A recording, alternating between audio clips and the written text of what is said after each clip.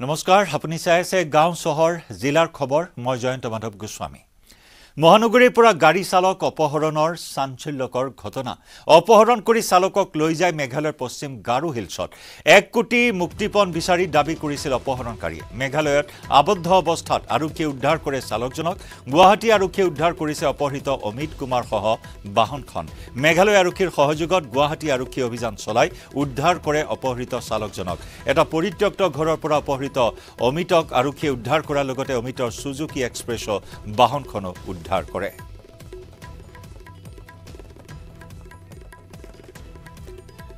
আমাৰ সতীৰ্থ সাংবাদিক দীপাংকৰ দাসৰ সৈতে সংযুক্ত হৈছো অধিক খবৰ লাভ কৰিবলৈ দীপাংকৰ এটা চাঞ্চল্যকৰ অপহৰণ কাণ্ড 1 কোটি টকাৰ মুক্তিপণ বিচাৰিছিল কিন্তু মেঘালয় আৰক্ষীৰ তৎপৰতা অসম আৰক্ষীৰ তৎপৰতাত ইতিমধ্যে চালকজনক উদ্ধাৰ কৰা হ'ল শেহতীয়া আৰু কি খবৰ আছে জয়ন্ত যোৱাকালি পূব আৰক্ষী গুৱাহাটী মহানগৰ আৰক্ষীয়ে অভিযান চলাইছিলে চুবুৰীয়া মেঘালয়ত আৰু পূব পশ্চিম গাৰো হিলছৰ অতি এটা গোপন স্থানত এই অপহৃতজনক লুকাই ৰাখিছিল 4 অপহৰণকাৰী আৰু সেই খবৰ লাভ কৰাৰ পিছতে মেঘালয় আৰক্ষীৰ সহযোগত গুৱাহাটী আৰক্ষীয়ে সেই অপহৃত চালকজনক উদ্ধাৰ কৰিছে আৰু সুস্থ অৱস্থাত উদ্ধাৰ কৰা হৈছে লগতে AS 11 EC 9112 নম্বৰৰ যিখন সুজুকি এক্সপ্ৰেছ বাহন এই বাহনখন ইতিমধ্যে আৰক্ষীয়ে উদ্ধাৰ কৰিছে কিন্তু অতি তাৎপৰ্যপূৰ্ণ বিষয়ে যে চুবুৰীয়া মেঘালয় অথবা অৰুণাচল বা অসম এই তিনিখন ৰাজ্য পাৰ্মিট থকা যিসমূহ চালক আছে এই চালকসকলক কিন্তু এই ধৰণৰ ঘটনাই প্ৰায় তেওঁলোকে মুখামুখি হয় তেওঁলোকক অপহৰণ কৰা হয় বা যোৱাকালি আমি যিটো ঘটনা দেখিছিলো চুবুৰীয়া মেঘালয়ত গৈ এজন আমাৰ অসমীয়া চালককে বৰ্বৰ আক্ৰমণ কৰাৰ নিচিনা ঘটনা পোহৰলৈ আহিছিল কিন্তু তাৰ পিছত 2টা দিন পূৰ্বে আমি দেখিছিলো যে চালকক অপহৰণ কৰিছিল মেঘালয়ৰ খাচী দুৰ্বৃত্তই তেনে এটা খবৰ ইতিমধ্যে গুৱাহাটী আৰক্ষীৰ মাজত খুব গোপনীয়ভাৱে তেওঁলোকে এটা পৰিকল্পনা কৰি তেওঁলোকে মেঘালয় আৰক্ষীৰ সহায় লৈ অতি পৰিত্যক্ত এটা ঘৰৰ পৰা পশ্চিম গাৰো হিলছৰ এলেকাৰ পৰা সেই অমিত কুমাৰক উদ্ধাৰ কৰিছে আৰক্ষী আৰু অতি সুস্থ অৱস্থাত আছে আমি কিছুমান পিছত আমি সেই অপহৃত লোকজনৰ উদ্ধাৰ হোৱা লোকজনৰ ভাষ্য ল'বলৈ আমি সক্ষম হ'ম গতিকে কিছু আপডেট থাকিব কিদৰে ক'ৰ পৰা কেনেদৰে নি কিদৰে টকা দাবী কৰিছিল আৰু গোটেই ক্ষেত্ৰত আৰক্ষীয়ে যি এটা ছাকচেছ এইবোৰ দেখিবলৈ পোৱা গৈছে তাৰ আৰু কিছুমান খবৰ থাকিব নিশ্চয় দৰ্শকসকলক আপডেট সহ জনাবলৈ সক্ষম হ'ম থেংক ইউ দীপাংকৰ ধন্যবাদ জনাইছো আপোনাক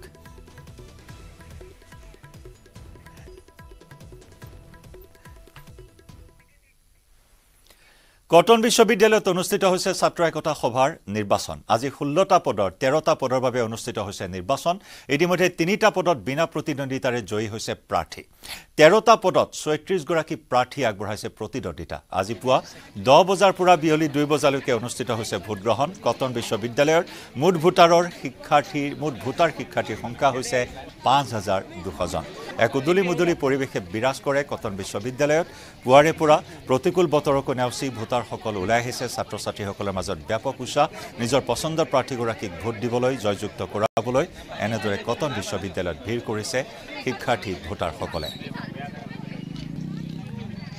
একেদৰে ডিব্ৰুগড় বিশ্ববিদ্যালয়তো একেই পৰিৱেশ ডিব্ৰুগড় বিশ্ববিদ্যালয়তো আজি ছাত্ৰ একতা সভাৰ স্নাতকোত্তৰ ছাত্ৰ একতা সভা নিৰ্বাচন অনুষ্ঠিত হৈছে নাহৰৰ নিৰিবিলি চাৰ মাজত ভোটাৰসকল ওলাই আহিছে নিজৰ পছন্দৰ প্ৰাৰ্থীগৰাকীক জয়যুক্ত কৰিবলৈ আৰু এক উদুলি পৰিৱেশ এই মুহূৰ্তত ইতিমধ্যে কেইবাগৰাকী প্ৰাৰ্থীয়ে বিনা প্ৰতিদ্বন্দ্বিতাৰে জয়ী হৈছে আমি ডিব্ৰুগড়ৰ ছাত্ৰ একতা সভাৰ নিৰ্বাচন ডিব্ৰুগড় বিশ্ববিদ্যালয়ৰ নিৰ্বাচনী পৰিৱেশ সন্দৰ্ভত অধিক খবৰ লাভ কৰিম আমাৰ সাংবাদিক জেচিম আহমেদৰ পৰা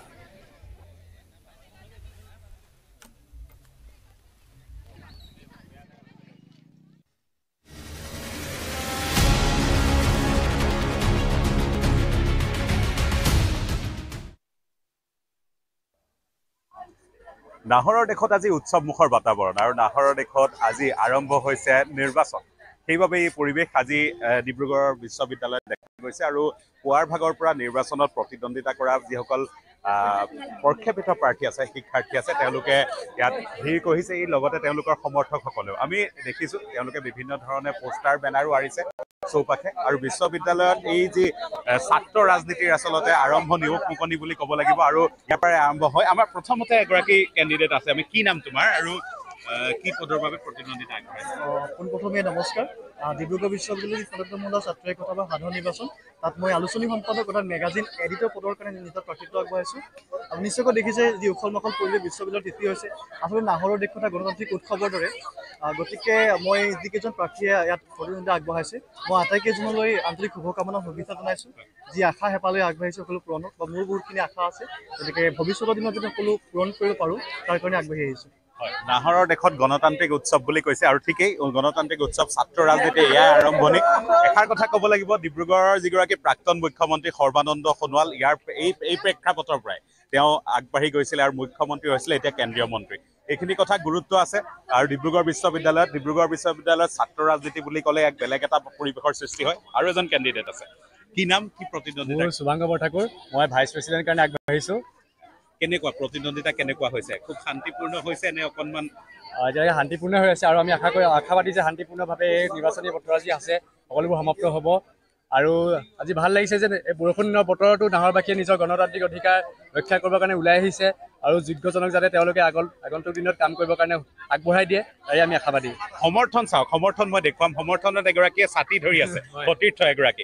এইদৰে আচলতে ইজনে সিজনক সহযোগ কৰিছে আৰু সহযোগ কৰি বতৰ প্ৰতিকূল, বৰষুণ পৰিছে, কিনকিনীয়া বৰষুণ, আৰু এইখিনি সময়ত তেনে বৰষুণৰ মাজতেই এই প্ৰতিদ্বন্দ্বিতাৰ যিটো উৎসৱ ক'ব লাগিব, যি উৎসাহ সেয়া কিন্তু কমা নাই, ম্লান পৰা নাই। আৰু এজন সতীৰ্থই ছাতি ধৰি আছে, নিজৰ কেণ্ডিডেট। কি নাম? হয়, মোৰ নাম মিন্ময় বৰা। কি পদৰ কাৰণে? আলোচনী সম্পাদক অৰ্থাৎ মেগাজিন এডিটৰ পদৰ প্ৰাৰ্থী। প্ৰতিদ্বন্দ্বিতা কেনেকুৱা হৈছে? আগতো বিশ্ববিদ্যালয়ত নিৰ্বাচন হয়, এইবাৰ কেনেকুৱা পৰিৱেশটো? পৰিৱেশটো সামগ্ৰিকভাৱে একে ধৰণৰ, কিন্তু আমি যদি চাওঁ আগৰ আমাৰ যোনটো হোষ্টেলৰ পৰিৱেশ আছিলে, বিভিন্ন ধৰণৰ ডিব্ৰুগড় বিশ্ববিদ্যালয়ৰ ছাত্ৰ নিবাস আছিলে, ছাত্ৰী নিবাস আছিলে। গতিকে ছাত্ৰ নিবাস আৰু ছাত্ৰী নিবাসসমূহৰ সন্মিলিত প্ৰচেষ্টাত যৌথভাৱে কিছুমান প্ৰাৰ্থী প্ৰক্ষেপ কৰা হয়। তেওঁলোকৰ মাজতে এটা বৃহৎ পৰিমাণৰ এটা ইলেকশ্যনৰ এটা ডাঙৰ সৰু সুৰা এটা ছাত্ৰ ৰাজনীতি দেখিবলৈ পোৱা যায়। গতিকে এইবাৰো একেধৰণৰ পৰিৱেশে, খালি তাতকৈ কিছু ব্যতিক্ৰম হৈছে। ব্যতিক্ৰম এইকাৰণে হৈছে যে আগতে আমাক বতৰে ইমান বিধি পথালি দিয়া নাছিলে। গতিকে এইবাৰ আমি কেম্পেইনিঙৰ ক্ষেত্ৰত, প্ৰচাৰ ক্ষেত্ৰত অকণমান বাধা পাইছিলোঁ বতৰৰ পৰা। সেইটোক বাদ দি বাকী আমাৰ সামগ্ৰিক পৰিৱেশ একে শান্তিপূৰ্ণভাৱেই ডিব্ৰুগড় বিশ্ববিদ্যালয়ে নিজৰ ঐতিহ্য ৰক্ষা কৰিয়ে আগৰ দৰে নিৰ্বাচন অনুষ্ঠিত হৈছে। ধন্যবাদ।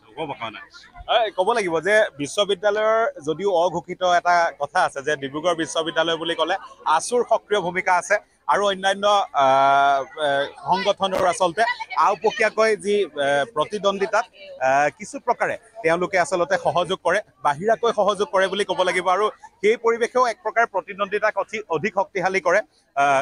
এইবাৰ যি প্ৰতিদ্বন্দ্বিতা হৈছে 18টা পদৰ কাৰণে টোটেল 29 গৰাকী আচলতে প্ৰাৰ্থীয়ে নিজৰ প্ৰতিদ্বন্দ্বিতা আগবঢ়াইছে। ইতিমধ্যে 4জনকৈ প্ৰাৰ্থীয়ে বিনা প্ৰতিদ্বন্দ্বিতাৰে জয়লাভ কৰিছে।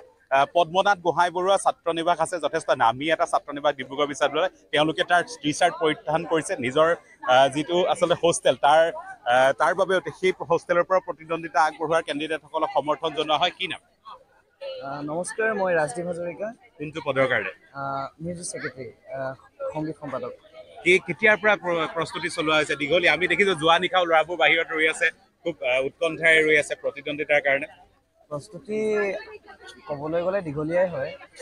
বিশ্ববিদ্যালয়খনত পঢ়িবলৈ অহাৰ সময়ত মানুহে বহুতো এটা সপোন লৈ আহে, বহুতো আশা লৈ আহে, আৰু সেই সপোন আৰু আশাৰ প্ৰতিফলনে হয় আমাৰ বিশ্ববিদ্যালয়ৰ নিৰ্বাচনত। আৰু মোৰ আচলতে সপোন বুলি নকওঁ, এটা মই অভিজ্ঞতা বুটলিব বিচাৰিছিলোঁ এইখন সাধাৰণ নিৰ্বাচনৰ পৰা। জীৱনটোত বহুতো বস্তু শিকাৰ প্ৰয়োজন মানুহক, আৰু ইও হৈছে এক প্ৰকাৰ শিক্ষা। গতিকে অনাগত দিনত ভৱিষ্যতে এই সৰু সৰু যিবিলাক অভিজ্ঞতা, সেইবিলাকে মোক জীৱনৰ পথত মানে এজন প্ৰকৃত সফল মানুহ হোৱাৰ পক্ষে মানে মোক লৈ যাব। শুভকামনা থাকিলে। আৰু উচ্চ শিক্ষাৰ গ্ৰহণ কৰিবলৈ আহোঁতে কেৱল শিক্ষাই নাথাকে, সংস্কৃতি থাকে, ক'ব লাগিব ৰাজনীতিও থাকে। সেইবাবে আচলতে এই ৰাজনৈতিক বাতাবৰণ ডিব্ৰুগড় বিশ্ববিদ্যালয়ত দেখা যায়। বিশ্ববিদ্যালয়ৰ মজিয়াৰ পৰা এইসকল প্ৰতিদ্বন্দ্বীয়ে হয়তো কেতিয়াবা দেশৰ ৰাজনীতিটো বা ৰাজ্যৰ ৰাজনীতিটো নিজৰ স্থিতি সবল কৰিবলৈ সক্ষম হ'ব। যথেষ্ট প্ৰাৰ্থী আছে, আমি প্ৰাৰ্থী বিভিন্ন ঠাইত আমি দেখিছোঁ বহু প্ৰাৰ্থী। কি ক'বা, মহিলা প্ৰাৰ্থী হিচাপে দেখিছোঁ বৰষুণত তিতিও নিজৰ কাৰণে আগবাঢ়ি আহিছা, কি ক'বা? আৰু কি ক'ম আৰু, কি নাম? মোৰ হিমালামা নামটো। কোনটো পদৰ বাবে? মই আন্তঃক্ৰিয়া ইনডোৰ গেম ছেক্ৰেটাৰী। কেনেকুৱা হ'ব বুলি ভাবিছা? তেনেকুৱা ভাল হ'ব বুলি আশা আছে, আৰু চাওঁ এতিয়া ৰিজাল্টটো কি ওলায়।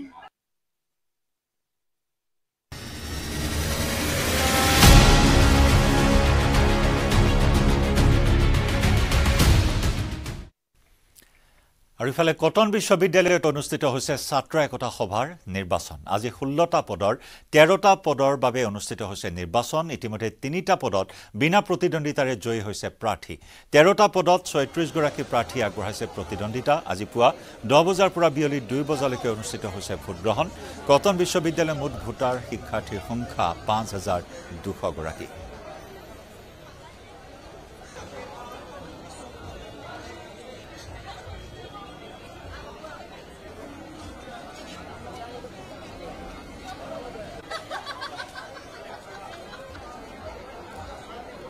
আৰু ইয়াত কটন বিশ্ববিদ্যালয়ৰ ভোটগ্ৰহণৰ দৃশ্য আমি দেখুৱাইছো কেইবাগৰাকী প্ৰাৰ্থীৰ মাজত উৎকণ্ঠা প্ৰায় 36 গৰাকী প্ৰাৰ্থীৰ ভাগ্য নিৰ্ণয় কৰিছে 5200 গৰাকী ছাত্ৰ ভোটাৰে এক উখল-মাখল পৰিৱেশে বিৰাজ কৰিছে প্ৰতিকূল বতৰৰ মাজতো হাতে হাতে ছাতি লৈ ভোটাধিকাৰ সাব্যস্ত কৰিছে ছাত্ৰ-ছাত্ৰীসকলে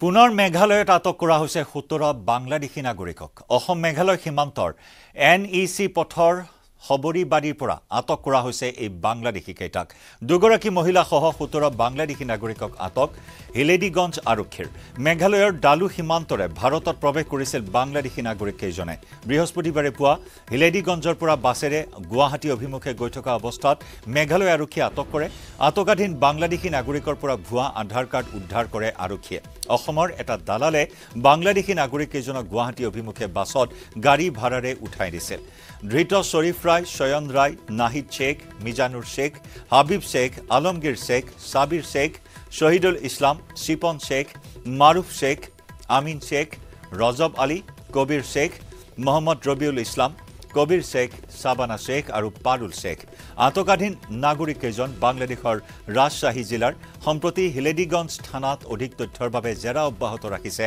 ধৃত বাংলাদেশী কেইটাক উল্লেখযোগ্য যে দুদিন পূৰ্বে হাতছিঙিমাৰীত 12 অবৈধ বাংলাদেশীক আটক কৰিছিল আৰক্ষীয়ে বাংলাদেশৰ শেহতীয়া ৰাজনৈতিক অস্থিৰতাৰ পিছত ভাৰতত এতিয়া এনেদৰে বৃদ্ধি পাইছে বাংলাদেশীৰ অনুপ্ৰৱেশ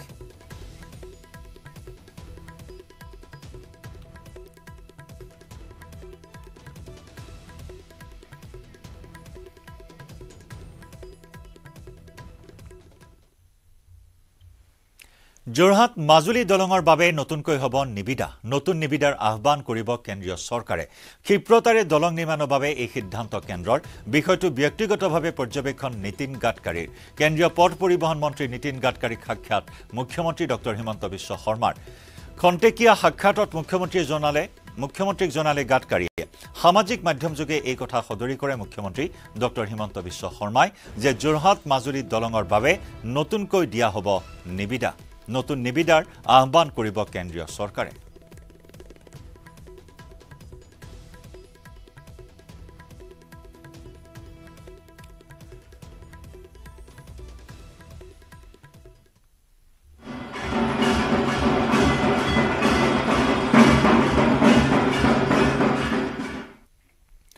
শাৰদীয় দুৰ্গোৎসৱলৈ আৰু মাত্ৰ কেইটামান দিন বাকী অসমৰ অন্যতম শক্তিপীঠ ৰামখাপীঠ দেৱালয়তো শাৰদীয় দুৰ্গোৎসৱক লৈ চলিছে ব্যাপক প্ৰস্তুতি আহোম ৰাজত্বকালৰ আগেয়ে শিৱসাগৰৰ দিখমুখত প্ৰতিষ্ঠা হৈছিল ৰামখাপীঠ দেৱালয় তাৰ পিছত 1700 শতিকাত স্বৰ্গদেউ লক্ষী সিংহৰ ৰাজত্বকালৰে পৰা দুৰ্গা পূজা পালন কৰি অহা হৈছে এই শক্তিপীঠত ৰামখাপীঠত মৃন্ময় প্ৰতিমাৰ পৰিৱৰ্তে বৈদিক ৰীতিৰে শিলত খোদিত মা দুৰ্গাৰ বিগ্ৰহক সন্মুখত ৰাখিয়েই উদযাপন কৰা হয় দুৰ্গা পূজা আগবঢ়াইছো আমাৰ সাংবাদিক প্ৰদীপ গগৈৰ ৰিপৰ্ট হয় শাৰদীয় দুৰ্গোৎসৱলৈ আৰু মাজত মাত্ৰ কেইটামান দিন বাকী থকা অৱস্থাত শিৱসাগৰৰ দিখৌমুখত অৱস্থিত ঐতিহাসিক ৰামখাপীঠ দেৱালয়তো ব্যাপক প্ৰস্তুতি চলোৱা হৈছে অসমত যিকেইখন শক্তিপীঠ আছে তাৰ ভিতৰত ৰামখাপীঠ দেৱালয় হৈছে অন্যতম আৰু এই ৰামখাপীঠ দেৱালয় স্থাপন হৈছিলে আহোম ৰাজত্বকালৰো বহু বছৰ পূৰ্বতে স্থাপন হৈছিলে আৰু 1700 শতিকাত স্বৰ্গদেউ লক্ষী সিংহৰ ৰাজত্বকালৰ পৰা ইয়াত বছৰি দুৰ্গা পূজা উদযাপন কৰি অহা হৈছে কিন্তু লক্ষণীয় এটা দিশ হ'ল যে ইয়াত মৃন্ময় প্ৰতিমাৰ পৰিৱৰ্তে ইয়াত শিলত খোদিত মা দুৰ্গাৰ যি বিগ্ৰহ আছে সেই বিগ্ৰহতে ইয়াত বৈদিক ৰীতি নীতিৰে দুৰ্গা পূজা ইয়াত উদযাপন কৰা হয়। ইয়াত বিষয়ববীয়াসকল আছে, মই তেওঁলোকৰ পৰা জানিব বিচাৰিম কি ধৰণে আচলতে ইয়াত উদযাপন কৰা হৈছে, এইবাৰ কি কি কাৰ্যসূচী থাকিব সেই বিষয়ে জানিব বিচাৰিম। দাদা, এইবাৰ কি কি কাৰ্যসূচী ইয়াত কেতিয়াৰ পৰা আৰম্ভ হ'ব? হয়, আমি আপোনালোকলৈ আন্তৰিক ধন্যবাদ জ্ঞাপন কৰিছোঁ। ইতিমধ্যে আমাৰ বৈদিক পৰম্পৰাৰে দুৰ্গা পূজা চলি আহিছে। ইয়াত এইবাৰ 4 দিনীয়া কাৰ্যসূচীৰে পূজা অনুষ্ঠিত হ'ব আৰু এই পূজাৰ আপোনাৰ সময়সূচী 22 আহিন 9 অক্টোবৰৰ পৰা 25 তাৰিখলৈ অনুষ্ঠিত হ'ব। যিহেতু আন কিবাৰ আমি 5 দিনীয়া কাৰ্যসূচীৰে পূজা পালন কৰোঁ বা এটা জ্যোতিষ শাস্ত্ৰত সেই সময়সূচী নিৰ্ধাৰণ কৰা থাকে। এইবাৰ কিন্তু আমাৰ পূজা ইতিমধ্যে মাজত কোনো বিৰতি নাই, গতিকেলৈ আমি অষ্টমী আৰু নৱমী পূজা একেলগে পৰাৰ কাৰণে আমি অষ্টমী দিনাই শেষলৈ আমি আকৌ বিৰতি নোহোৱাকৈ পূজা নৱমী পূজা আৰম্ভ কৰিবলগীয়া হৈছে। আৰু তাতে সেই অনুষ্ঠানত আমাৰ হোম যজ্ঞ আৰু কুমাৰী পূজাও সেইদিনাখনে আৰম্ভ হ'ব আৰু 4 দিনতে পূজা সমাপন কৰা হ'ব। বলিবিধান সপ্তমীৰ দিনা বলিবিধান আছে আৰু অষ্টমীৰ দিনা বলিবিধান আমাৰ ইতিমধ্যে সমাপন কৰা হ'ব। আৰু আছে বিষয়ববীয়াসকল, মই তেওঁলোকৰ পৰা জানিব বিচাৰিম কি ধৰণে ইয়াত আয়োজন চলিছে। ইয়াত আমাৰ শাৰদীয় দুৰ্গা পূজাৰ ভাগ যেতিয়াৰ পৰা আৰম্ভ হৈছে তেতিয়াৰ পৰা বলিবিধানটো সম্পূৰ্ণ হৈ আহিছে। আগত 3 দিনীয়া কাৰ্যসূচী আমাৰ বলিবিধান হয়, এইবুলি সময়সূচী পৰিৱৰ্তন হোৱাৰ লগে লগে 2 দিনীয়া কাৰ্যসূচী আমাৰ বলিবিধান শেষ হ'ব। গতিকে আমি যিমান দিনৰ পৰা ইয়াত জন্মগ্ৰহণ কৰিবা আমাৰ প্ৰপিতামহসকলে যেতিয়াৰ পৰা ইয়াত আছিলে বলিবিধানটো আমাৰ 3 দিনীয়া কাৰ্যসূচী হৈ আহিছে। হয়, মই আৰু জানিব বিচাৰিম ক'ৰ পৰা ভক্তৰ সমাগম ঘটিব? হয়, অসমৰ বিভিন্ন ঠাইৰ পৰা ইয়াত ভক্তৰ সমাগম ঘটে। আপোনালোকে যদি দেখিবলৈ পায় ইয়াত আমাৰ যি সপ্তমী, অষ্টমী, নৱমী আছে, এই 3টা দিনতে খুব ভক্তৰ